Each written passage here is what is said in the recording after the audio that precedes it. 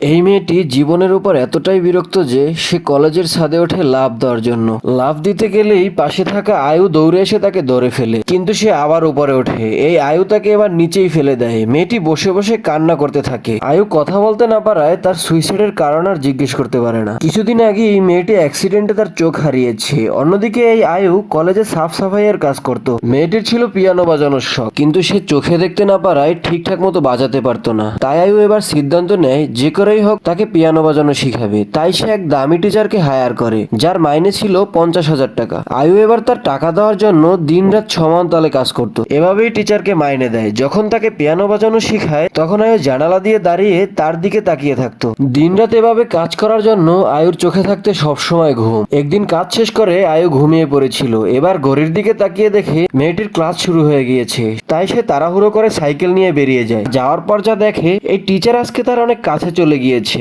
এমনকি তার হাতও ধরছে।